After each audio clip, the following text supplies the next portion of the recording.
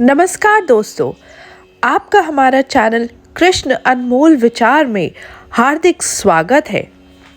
राधा और कृष्ण की प्रेम कहानी सदियों बाद भी लोगों के दिलो दिमाग में ताज़ा है।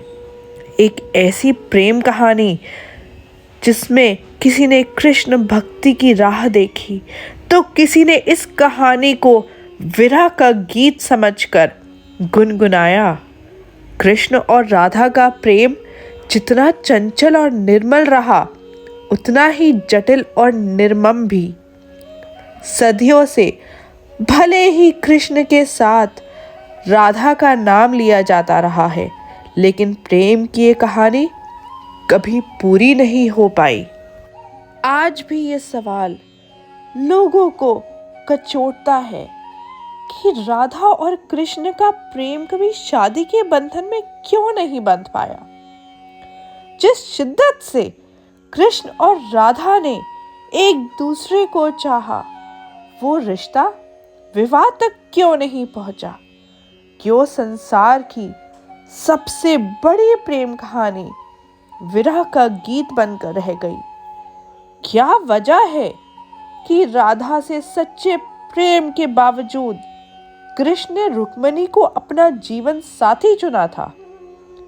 उनकी कुल 8 पत्नियों का जिक्र मिलता है, लेकिन उनमें राधा का नाम नहीं है। इतना ही नहीं, कृष्ण के साथ तमाम पुराणों में राधा का नाम नहीं मिलता है।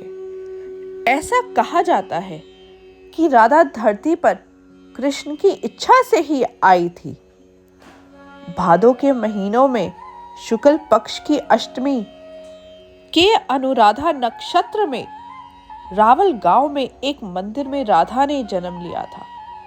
यह दिन राधा अष्टमी के नाम से मनाया जाता है। कहते हैं कि जन्म के 11 महीने तक राधा ने अपने आंखें नहीं खोली थी। कुछ दिन बाद वो बरसाने चली गई, जहां पर आज भी राधा रानी का महल मौजूद है। राधा और कृष्ण की पहली मुलाकात भांडी रवन में हुई थी।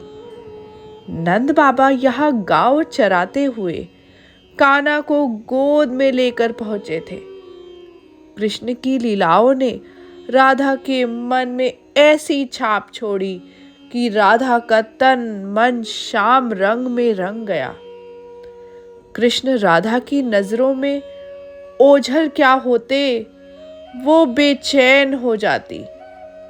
वो राधा के लिए उस प्राण वायु की तरह थे जिसके बिना जीवन की कल्पना करना मुश्किल था।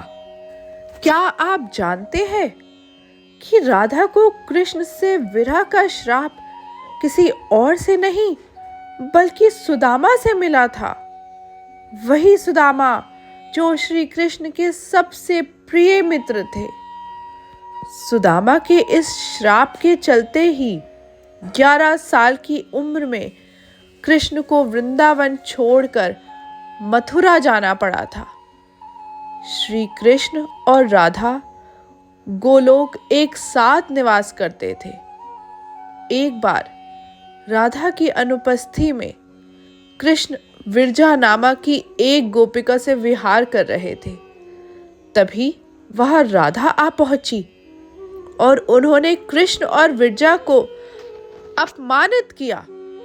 इसके बाद राधा ने विरजा को धरती पर दरिद्र ब्राह्मण होकर दुख भोगने का श्राप दे दिया।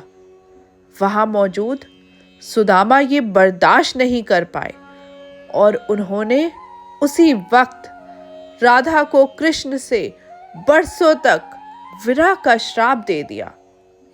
100 साल बाद जब वे लौटे, तब बाल रूप में राधा कृष्ण ने यशोदा के घर में प्रवेश किया।